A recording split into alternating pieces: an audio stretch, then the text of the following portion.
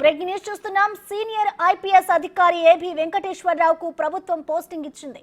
High court ఆదేశాలతో printing and stationery డీజీగా posting ఇస్తూ CS ఉత్తర్వులు ఇచ్చారు. కాసేపట్లో ప్రింటింగ్ అండ్ స్టేషనరీ కార్యాలయంలో ఏబీ వెంకటేశ్వరరావు బాధ్యతలు స్వీకరించనున్నారు. నిఘా పరికరాల కొనుగోళ్లలో అవినీతి జరిగిందంటూ ఫిబ్రవరి 8న 2020న ఏబీవీని సస్పెండ్ చేస్తుంది జగన్ సర్కార్. దీంతో సస్పెన్షన్ పై ఏబీ వెంకటేశ్వరరావు క్యాట్ను ఆశ్రయించారు. క్యాట్ ఉత్తర్వులపై సుప్రీంకు వెళ్లిన ఏపీ సర్కార్కు చుక్కెదురైంది.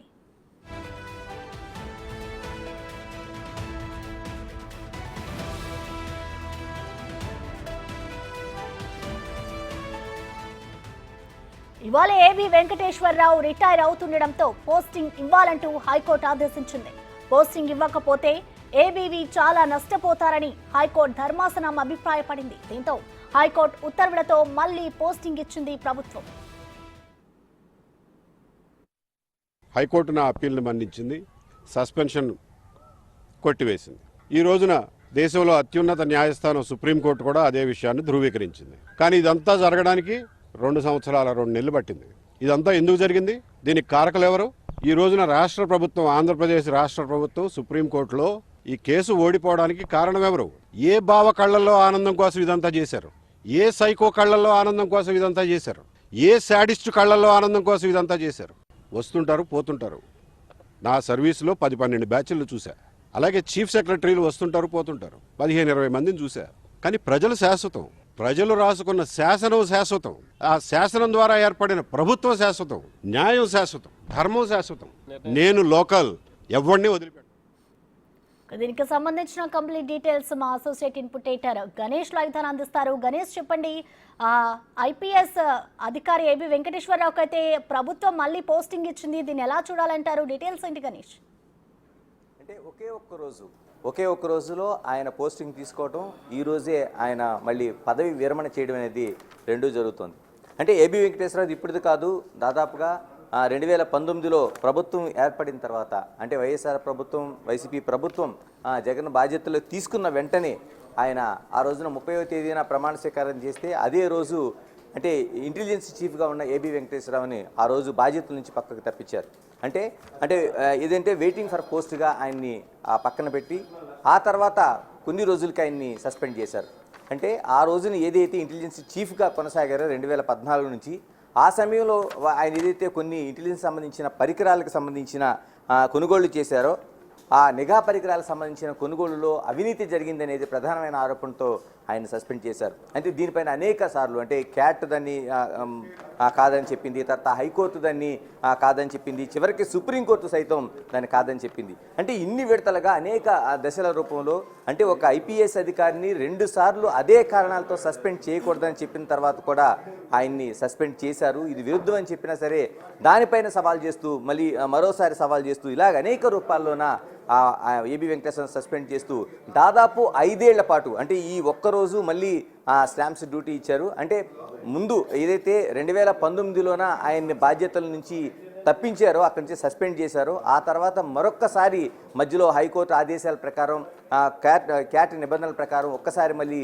ఆయనకి మధ్యలో తీసుకున్నట్టు చేశారు. కానీ దాదాపు 5 ఏళ్ల పాటు పూర్తిగా ఏదైతే వైసీపీ ప్రభుత్వం జగన్ సర్కార్ ఉందో, జగన్ సర్కార్లో ఆయన ఒక్కరోజు కూడా సీట్లో కూర్చొనివ్వకుండా చేసిన పరిస్థితులు అయితే మనకు కనిపిస్తున్నాయి. దీనికి అనేక రూపాల్లో మనకు కనిపిస్తుంది. అప్పట్లో ఉండే రాజకీయ కారణాలు కావచ్చు, ఆయన పైన ఉండే ఇంటెలిజెన్స్ చీఫ్గా ఉండే ఆయన పని విధానం కావచ్చు, అనేక రూపాల్లో కావచ్చు. ఇక్కడ ప్రధానమైనది మనం చూడాల్సింది, మనం గుర్తు చేసుకోవాల్సింది ఏంటంటే, ఒక ఐపీఎస్ అంటే దేశంలోనే అత్యున్నత సర్వీసుల్లో ఐఏఎస్, ఐపీఎస్, ఐఆర్ఎస్, ఐఎఫ్ఎస్ ఇలాగా మన ప్రధానమైన దేశంలో అత్యున్నత సర్వీసులు ఏవైతే ఉన్నా ఆ సర్వీసులో ఉండే ఒక అధికారి దాదాపు తన 35 ఏళ్ల సర్వీసులోన ఒక పూర్తి కాలం పాటు, 5 ఏళ్ల కాలం పాటు తన పదవికి పూర్తిగా, అంటే ఒక డీజీ స్థాయిలో ఉండి అధికారి కూడా దూరమైన పరిస్థితి మనకు కనిపిస్తుంది. మనకి ఇప్పుడు ఇక్కడ చూడాల్సింది, మనకి 12th ఫెయిల్ అనే ఒక సినిమా మనకి ప్రధానంగా కనిపిస్తుంది. ఒక సక్సెస్ఫుల్ సినిమా. ఇందులో ఒక సామాన్యమైన వ్యక్తి ఐపీఎస్ అధికారి కావడం కోసం ఎన్ని కష్టాలు పడ్డాడు, ఎన్ని దాన్ని అడ్వెంచర్లు చేశాడు, ఎంత దాన్ని ఎక్సర్సైజ్ చేయాల్సి వచ్చింది అనేది ఒక పూర్తి సారాంశం, ఒక జీవితంగా 12th ఫెయిల్ అనే సినిమా మనకు చూపిస్తుంది. ఇప్పుడు ఏబీ వెంకటేశ్వరరావు జీవితంలో కూడా ఒక ఐపీఎస్ అధికారి అయిన తర్వాత అంటే ఏ విధంగా తను సమస్యలు ఎదుర్కొంటాడు, అయితే తన రూపంలో వచ్చిన సమస్యల్ని ప్రతిబింబిస్తూ అటు తప్పు కావచ్చు ఉప్పు కావచ్చు ఏ విధమైన పరిణామాలు ఉంటాయి, సర్వీసులో ఎంత కష్ట నష్టాలు ఎదుర్కొంటాడు అనేది చూడాల్సిన అంశంగా మనం దీన్ని చూడాలి ఏబీ వెంకటేశ్వరరావుని. అంటే ఇన్నిసార్లు సస్పెండ్ అయిన తర్వాత ఒక 2 సార్లు హైకోర్టుకి, క్యాట్కి, తర్వాత సుప్రీంకోర్టు సైతం ఆదేశాలకి వెళ్ళి తను వచ్చిన పరిస్థితులు అయితే కనిపిస్తున్నాయి. ఇప్పుడు మనం ప్రధానంగా చర్చించుకోవాల్సింది ఆయన ఆ రోజున ఏదైతే సుప్రీంకోర్టు కావచ్చు, హైకోర్టు ఇచ్చిన ఆదేశాల నేపథ్యంలో చేసిన ప్రకటన అనేది ఇప్పుడు ఆసక్తిగా మారుతుంది. ఈరోజు కొన్ని గంటల్లో ఆయన స్టాంప్స్ అండ్ దీనికి బాధ్యతలు స్వీకరించిన తర్వాత మరి ఇదే రోజు ఆయన అక్కడ బాధ్యతల నుంచి పదవి విరమణ పొందుతారు. అంటే ఆ తర్వాత భవిష్యత్తు ఏంటనేది ఆయన ఆ రోజు చేసిన ప్రకటన, ఇప్పుడే మనం ఆయన చేసిన వ్యాఖ్యల్ని మనం విన్నాం. అంటే నేను లోకల్, ఖచ్చితంగా ఇక్కడ లోకల్గా ఉండేవాడిని, అనేక మంది నేను సిఎస్లను చూశాను, అధికారులను చూశాను, ప్రభుత్వాలను చూశాను, కానీ నన్ను ఇంత ఇబ్బంది పెట్టిన తర్వాత అంటే కేవలం ఆయన చెప్తున్నది ఆ రోజు ఇంటెలిజెన్స్ పరికరాలకు సంబంధించి ఎలాంటి ఆధారాలు లేకపోయినా తను సస్పెండ్ చేసింది, దాన్ని నిరూపించలేకపోయింది, దాన్ని ఆ సస్పెన్షన్ని నిరూపించుకోవడం కోసం మాత్రమే తనకి ఇన్ని సంవత్సరాల కాలం పట్టింది. ఈ రోజు ఒక్కరోజు అంటే ఒక్క 24 గంటల్లో ఆయన ఆ పదవిలోకి వెళ్ళడం, ఆ పదవి నుంచి బయటపడడం జరుగుతుంది. దీనిపైనే ఆయన రియాక్షన్, ఆ రోజు ఇచ్చిన రియాక్షన్ మనం ఒక్కసారి పరిగణలోకి తీసుకుంటే ఏబీ వెంకటేశ్వరరావు భవిష్యత్తు ఏంటి అనేది అతిపెద్ద ప్రశ్నగా మనకు కనిపిస్తుంది. ఆ రోజు వ్యాఖ్యల్ని మన క్రైటీరియాగా తీసుకుంటే ఆయన చెప్పింది, నేను ఆ రోజు నన్ను సస్పెన్షన్స్కి ఏ భావ కళ్ళల్లో, అంటే ఏ సైకో కళ్ళలో, ఏ శాడిస్టిక్ కళ్ళల్లో ఆనందాన్ని చూడడం కోసం అధికారులు కావచ్చు, మిగతా వాళ్ళు కావచ్చు, తనను ఈ విధంగా ఇబ్బందులు పెడుతున్నారో వీళ్ళందరినీ వదిలిపెట్టేది లేదనేది ఆ రోజు ఏబీ వెంకటేశ్వర చేసిన వ్యాఖ్యలు.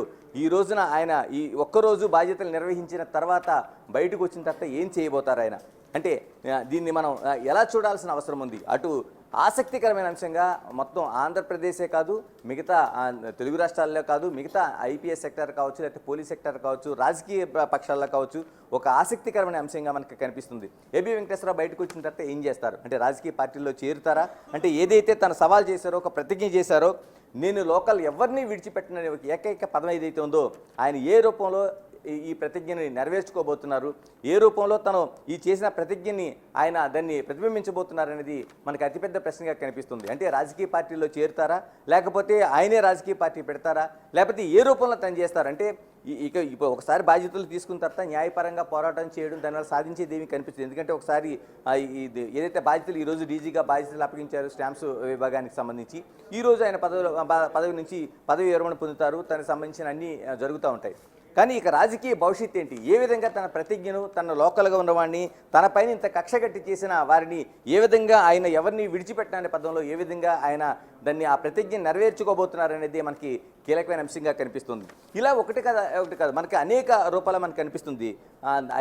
ఐఏఎస్ అధికారిగా జయప్రకాష్ నారాయణ కావచ్చు, లేకపోతే ఐపీఎస్ అధికారిగా జేడీ లక్ష్మీనారాయణ కావచ్చు, లేకపోతే అరవింద్ కేజ్రీవాల్ ఐఆర్ఎస్ ఆఫీసర్గా కావచ్చు, వీళ్ళందరూ కూడా ఈ రూపంలో కాకపోయినా ఏదో రూపంలో ఒక అత్యున్నత సర్వీసులు ఉన్న అధికారులు అనేక ఇబ్బందులు ఎదుర్కొంటూ వచ్చారు. వీళ్ళు చివరికి ఎంచుకున్న అస్త్రం రాజకీయాలే. ఎందుకంటే ఏదైతే రాజకీయాలు తమను ఇబ్బంది పెడుతున్నాయి, ఏదైతే రాజకీయాలు తమ విధులను దూరం చేస్తున్నాయి, ఏదైతే రాజకీయాలు కక్షపూర్తిగా వ్యవహరిస్తున్నాయి అనే దానిపైన ఉందో, చివరికి వాళ్ళు ఎంచుకున్న అస్త్రం రాజకీయ పార్టీలో చేరడమో, లేకపోతే సొంతంగా రాజకీయ పార్టీ పెట్టడమో, లేకపోతే దాని ద్వారా ప్రజల్ని చైతన్యం చేయడమో, ఇలా అనేక రూపాయలు కనిపిస్తుంది. అంటే ఇప్పుడు మనం చెప్పుకున్న పేర్లు జయప్రకాష్ నారాయణ కావచ్చు, జేడీ కావచ్చు, లేకపోతే అరవింద్ కేజ్రీవాల్ కావచ్చు, ఇందులో సక్సెస్ ఉంది, ఫెయిల్యూర్ ఉంది, లేకపోతే ప్రజలను మోటివేట్ చేసే సిస్టమ్ ఉంది. కానీ ఒక ప్యాటర్న్ అయితే మనకు ప్రత్యేకంగా కనిపిస్తుంది. అత్యున్నత స్థాయిలో పనిచేసిన అధికారులు, ఐఏఎస్, ఐపీఎస్, ఐఆర్ఎస్, ఇలాంటి అధికారులు కూడా ఇలాంటి ఇబ్బందులు ఎదుర్కొంటూ చివరికి ప్రభుత్వాలపైన లేకపోతే పోరాటం చేసే పరిస్థితి, ఆ రాజకీయ పక్షాలపైన పోరాటం చేసే పరిస్థితి మనకు అత్యున్నత సర్వీసులపైన ఒక నమ్మకం లేకుండా చేస్తుంది.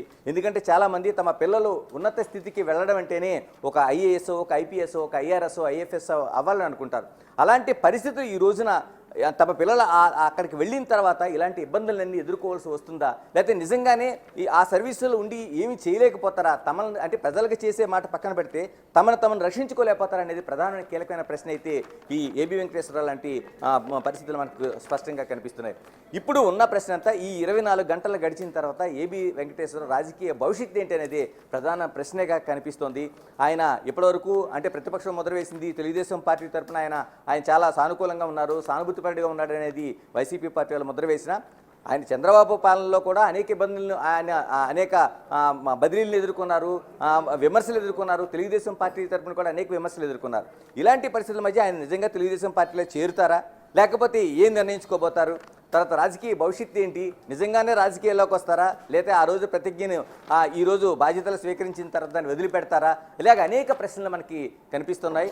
ఏదేమైనా ఈ కొద్ది గంటల్లో ఆయన ఈరోజు ఛార్జీ తీసుకొని ఈరోజే పదవి విరమణ చేస్తున్న నేపథ్యంలో వాట్ నెక్స్ట్ అనేది ఒక కీలకంగా కనిపిస్తుంది. ఒక ఐపీఎస్ అధికారి, ఒక రెబల్ అధికారి, రాష్ట్రంలో ఒక తీవ్ర చర్చకు దారితీసిన అధికారి ఏబీ వెంకటేశ్వరరావు భవిష్యత్తు ఏంటి అనేది ప్రజలంతా ఆసక్తిగా ఎదురు చూస్తున్నారు. Right, thank you Ganesh. Suspension కొట్టివేసింది. ఈ రోజున దేశంలో అత్యున్నత న్యాయస్థానం సుప్రీంకోర్టు కూడా అదే విషయాన్ని ధృవీకరించింది. కానీ ఇదంతా జరగడానికి 2 సంవత్సరాల 2 నెలలు పట్టింది. ఇదంతా ఎందుకు జరిగింది? దీనికి కారకులు ఎవరు? ఈ రోజున రాష్ట్ర ప్రభుత్వం, ఆంధ్రప్రదేశ్ రాష్ట్ర ప్రభుత్వం సుప్రీంకోర్టులో ఈ కేసు ఓడిపోవడానికి కారణం ఎవరు? ఏ బావ కళ్ళల్లో ఆనందం కోసం ఇదంతా చేశారు? ఏ సైకో కళ్ళల్లో ఆనందం కోసం ఇదంతా చేశారు? ఏ శాడిస్ట్ కళ్ళల్లో ఆనందం కోసం ఇదంతా చేశారు? వస్తుంటారు, పోతుంటారు. నా సర్వీసులో 10-12 బ్యాచ్లు చూశా. అలాగే చీఫ్ సెక్రటరీలు వస్తుంటారు, పోతుంటారు. 15-20 మందిని చూశా. కానీ ప్రజలు శాశ్వతం. ప్రజలు రాసుకున్న శాసనం శాశ్వతం. ఆ శాసనం ద్వారా ఏర్పడిన ప్రభుత్వం శాశ్వతం. న్యాయం శాశ్వతం. ధర్మం శాశ్వతం. నేను లోకల్, ఎవరిని వదిలిపెట్టను. ఇక గాంధీ భవన్ లో కాంగ్రెస్ నేత మహేష్ కుమార్ గౌడ్ మాట్లాడుతున్నారు. ఇప్పుడు లైవ్ చూద్దాం.